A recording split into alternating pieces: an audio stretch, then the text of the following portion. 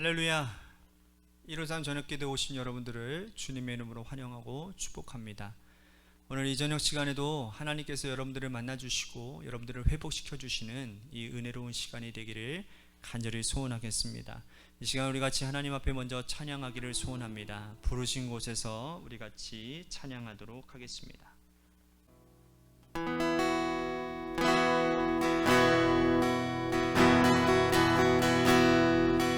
따스한 성령님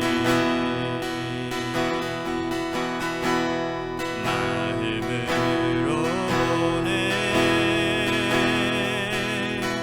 내 몸을 감싸며 주어지는 평안함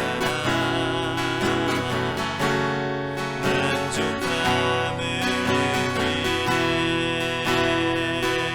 사랑과 진리에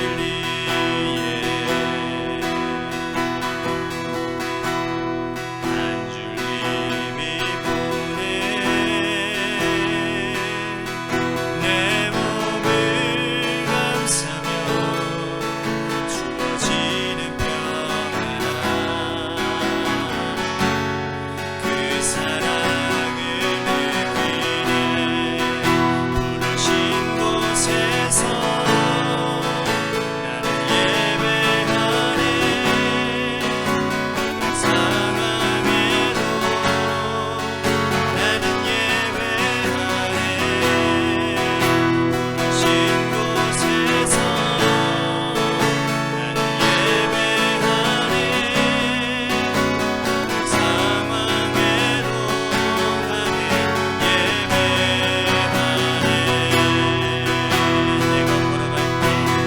내가 걸어갈 때 길이 되고 살아갈 때 삶이 되는 그곳에서 예배하네. 내가 걸어갈 때 길이 되고 살아갈 때 삶이 되는 그곳에서 예배하네. 부르신 곳에서 나는 예배하네. 상황에도 나는 예배하네. 부르신 곳에서 나는 예배하네.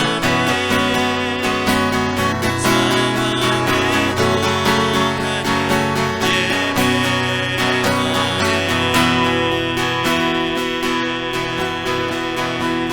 나는 기도하겠습니다. 하나님, 오늘도 주님의 부르심 자리 가운데서 우리들이 하나님 성령님의 인도하심 따라 잘 살다가 이 예배 자리에 나온 줄로 믿습니다. 혹여나 우리의 연약함 때문에 하나님 덥고 습한 날씨로 인하여 우리의 마음을 지키지 못하고 부르심의 자리 가운데서 하나님의 영광을 가리우는 일이 있었다고 한다면 이 시간 우리 하나님 앞에 오늘 죄송한 마음으로 자복하며 회개하게 하시고 다시 새 영 받아서 하나님 다시 부르심의 삶의 현장을 새롭게 만드는 하나님의 귀한 주님의 순례의 길을 하나님의 아름다운 발걸음을 걸어가는 우리 모두가 되도록 이 시간을 사용하여 주옵소서. 사랑이 많으신 예수님 이름 받들어 간절히 축복하며 기도하옵나이다. 아멘.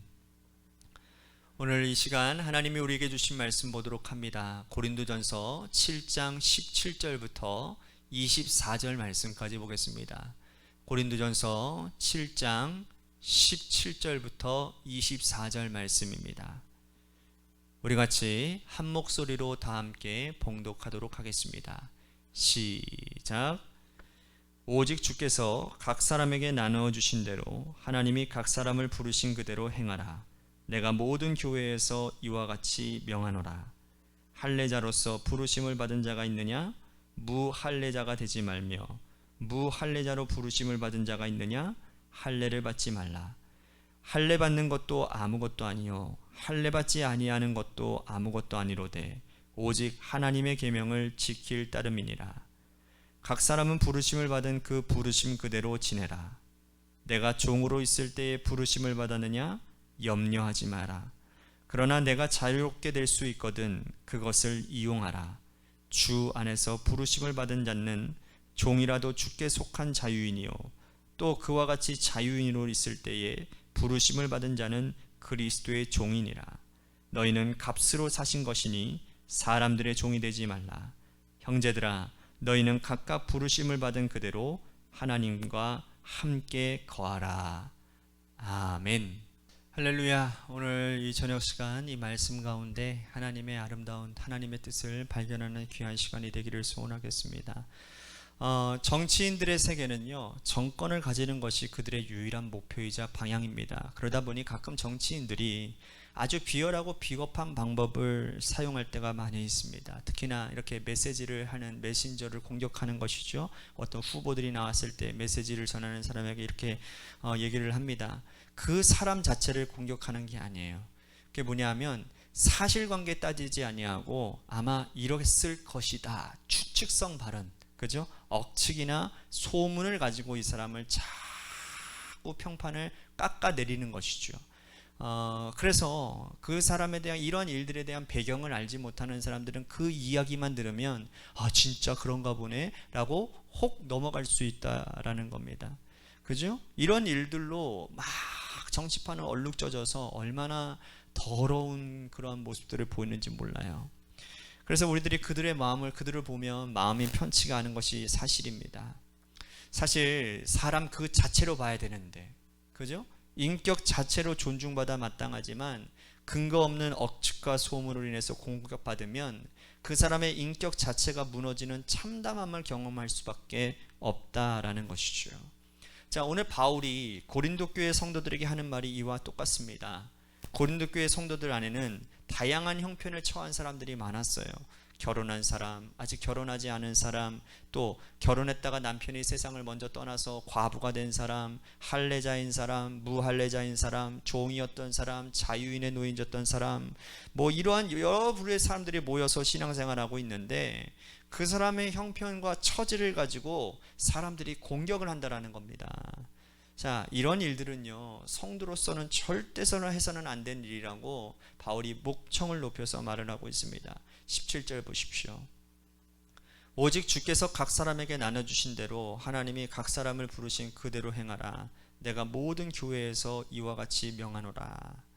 하나님이 각 사람을 부르신 그대로 행하라고 말씀을 합니다. 결혼한 사람으로, 결혼으로 하나님을 그들이 부르셨고, 또 아직 미혼인 사람들은, 독실의 은사를 받은 사람들은 그대로 하나님이 부르셨고, 세상에서 남편을 먼저 떠나서 과부로 된 사람은 하나님은 그 과부의 형편 그대로 너희들을 불렀으니 흔들리지 말라라는 겁니다.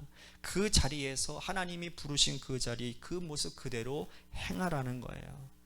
미혼인 사람들, 과부로 지내는 사람들은 결혼한 사람들을 이렇게 비난했다고 합니다. 그들이 그 가정에 그렇게 매여 있으니 교회 일을 성실하게 못한다고, 하나님을 열정적으로 섬기지 못한다라고 얘기를 하는 거예요. 여러분, 이것도 근거 없는 비난 아니겠습니까? 근데 그런 비난을 들었던 결혼한 사람들은 뭐라고 또 비방하느냐? 너희들은 성적 유혹에 약할 것이다. 이러한 비난과 억측을 이제는 멈추고 하나님께서 너희에게 부르신 그 부르심대로 행하라고 말씀을 하고 있는 겁니다. 또한 고린도 교회 아까 제가 말씀드렸지만 할례자도 있고 무할례자도 있어요. 이들이 서로 이렇게 비난을 합니다. 근데 바울이 이들에게 이러한 방향을 제시하는 거예요. 18절과 19절 보세요. 할례자로서 부르심을 받은 자가 있느냐? 무할례자가 되지 말며, 무할례자로 부르심을 받은 자가 있느냐? 할례를 받지 말라. 할례 받는 것도 아무것도 아니요, 할례 받지 아니하는 것도 아무것도 아니로되 오직 하나님의 계명을 지킬 따름이니라. 그러니까 무할례자들은 할례 받은 자들을 율법주의라고 얘기를 하고, 또 무할례자들은, 이 할례 받은 자들은 무할례자들을 뭐라고 하느냐? 근본도 없는 이방인이라고 치부한다는, 비난한다라는 거예요.